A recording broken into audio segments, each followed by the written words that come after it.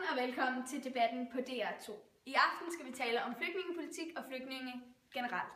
Vi har besøg af Socialdemokraterne og Enhedslisten, som skal tage stilling til det store spørgsmål, om det er vores pligt og ansvar at tage os af flygtninge, og i så fald hvorfor og hvordan. Debatten er allerede blevet lagt ind på vores Facebook-side, hvor der er blevet debatteret dagen lang. Og husk, dem du er mest uenig med, er dem du skal tale pænt til.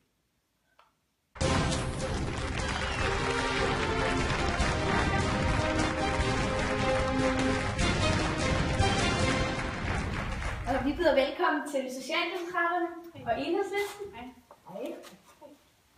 Det er med spørgsmålet til Socialdemokraterne. Mener I, at det er vores pligt og ansvar at tage os af de her flygtninge, som kommer til Danmark? Jamen, der er nogen, der mener, at når flygtninge ankommer til Danmark, at de bare skal være trygt i lufthavnen og sendes tilbage til deres hjemland. Og så er der andre, der mener, at vi bare skal tage imod alle de flygtninge, vi kan, og de skal bare bo i vores land, og det er fint. Men vi mener, at ingen af delene det er en holdbar løsning. Men selvfølgelig så skal vi tage et ansvar for de mennesker, der kommer fra krig og rædsel. Men det mener vi også, at Danmark de gør, og det har de altid gjort. Nu siger du, at ingen af delene det er en holdbar løsning, men hvad mener I så, en holdbar løsning er?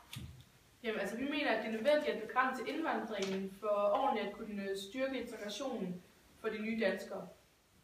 Er Enhedslisten enige med Socialdemokraterne? Vi kan konstatere, at der er mænd, kvinder og børn, som drukner lige for øjnene af os.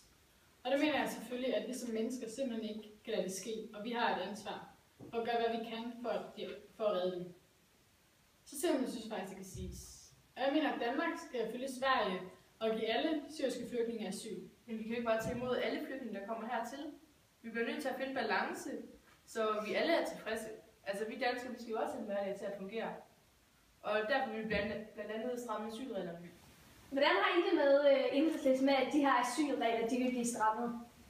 Jeg synes i forvejen, at den nuværende regerings asylpolitik er langt mere hårdhændet end den tidligere regering VKO's asylpolitik nogensinde har været. I Sverige har man jo som sagt besluttet at give alle syriske flygtninge permanent opholdstilladelse. Men her i Danmark giver vi kun knap 90% asyl.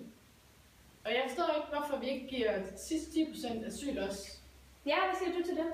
Jamen, hvis du kommer til Danmark som flygtning, og du gerne vil have asyl, så skal du ud og arbejde. Du skal ud og bidrage med det, du nu engang kan. Du skal ud blandt de danske kollegaer og lære, hvordan samfundet hænger sammen her. Og så selvfølgelig skal du lære sproget. Og der er mange indvandrere og flygtninge, der allerede er i arbejde, og det er også godt. Det er rigtig godt. Men der er altså alt for mange, der burde være i arbejde, som ikke engang forsøger at prøve at finde et, selvom vi har boet her i mange år. Og det er det, vi venter nu. Flygtninge og indvandrere, der er på kontanthjælp, de skal ud og bidrage med mere for ydelsen. Nu synes jeg ikke rigtigt, du svarer på mit spørgsmål. Hvorfor er det, vi ikke kan tage imod de sidste 10% af de flygtninge, der kommer her til Danmark, nu når vi er så rigt et land, som Danmark er? Jamen, som sagt, så gælder det om at finde en balance, så vi kan hjælpe de mennesker, der er på flugt, men samtidig skal vi også være realistiske og gøre det, der kan hænge sammen for os. Og det må vi simpelthen gøre ved at stramme asylreglerne. Jeg ved, at regeringen også har strammet reglerne for familiesammenføring.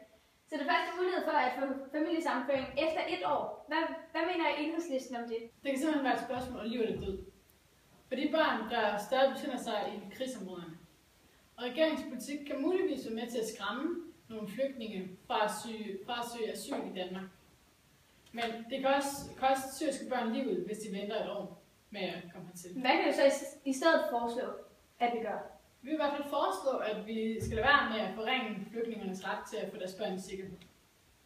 Og jeg er faktisk ret chokeret over regeringen, ovenikøbet regeringen med deltagelse fra det radikale Venstre, at de kommer med et forslag, der betyder, at flygtninge ikke får lov til at få deres børn i sikkerhed. I Danmark de gør allerede nu en stor indsats i nærområderne omkring Syrien. Og uden for Syrien, der har Danmark eksempelvis også stået i spidsen for et nærområdeprogram, der skal styrke flygtningebeskyttelsen i Syrien. Og det skal støtte den økonomiske udvikling i værtslandene. Og sikre, at flygtninge de bidrager til det, de nu kan i de lokale udviklinger. Danmark de har allerede givet mere end 800 millioner kroner til indsatsen i Syrien, siden konflikten den startede. Og i november her i 2014, der gav vi yderligere 55 millioner kroner til ofrene for den syriske borgerkrig. Så du mener altså, at den her hjælp i nærområderne vil 100% stoppe flygtningestrømmen til Europa? Er det så let? Nej, men altså, der vil stadigvæk være nogen, der finder vej her til Danmark. Og de mennesker, der ikke er personligt forfulgt, de kan få midlertidig asyl. Og først efter et år har de mulighed for at få deres familie med herop. Men imens de er i midlertidig asyl, der vil det løbende blive vurderet, om det er sikkert at sende dem tilbage til deres hjemland. Og på den måde kan vi hurtigere få sendt flygtninge sikkert hjem til deres hjemland. Ja, Enhedslisten. Vi mener også, at vores hovedopgave ligger i nærområderne. Det er her i Danmark, vi skal sætte ind. Vi mener også, at vi bør give asyl til alle de flygtninge, som når til Danmark. De rigeste lande, f.eks. Danmark, Sverige, de er forpligtet til at hjælpe i sådan en ekstraordinær situation, som vi står i nu. Hvilke krav mener Socialdemokraterne, at der skal stilles til de flygtninge, som ender i Danmark, hvis der overhovedet skal stilles nogle krav? Jamen altså, vi mener, at man sagtens skal stille krav til asylansøgere, når de kommer her til Danmark. Fordi at de skal kunne bidrage med det, de nu engang kan her i fællesskabet. Og alle børn, de skal lære dansk, inden de begynder i skole. Og vi skal give folkeskoler med særligt store integrationsproblemer hjælp. Og vi skal forhindre, at tvangsægteskaber, og frem for alt, vi skal sikre, at de nye danskere kan få et arbejde. Hvad mener du om det? Vi mener også, at de såkaldte ghettoproblemer, de skal løses ved bekæmpelse af udstødelse, diskrimination og fattigdom. Både blandt danskere og etniske minoriteter.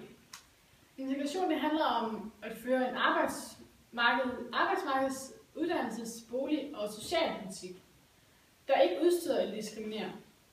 Derfor peger vi på et tiltag, der forbedrer situationen for alle arbejdsløse, kontanthjælpsmodtagere og andre socialt dårligt stillede, uanset deres hudfarve, race, fødested eller deres religiøse opfattelse. Og det baner vejen for en reel integration. Synes du, at de danske borgere hjælper nok til at få integreret de her asylansøgere i Danmark? Jamen, vi tror på, at integrationen den kan gøres meget bedre. Vi tror på, at der bare skal stilles nogle krav til indvandrerne i Danmark. Men vi tror også på, at danskerne de gerne vil give en hjælpende hånd, så indvandrerne de har en reel mulighed for, at de kan blive en aktiv del af det danske samfund. Og med disse ord, der siger vi tusind tak for i aften, og vi ses om en uge, samme tid, samme sted.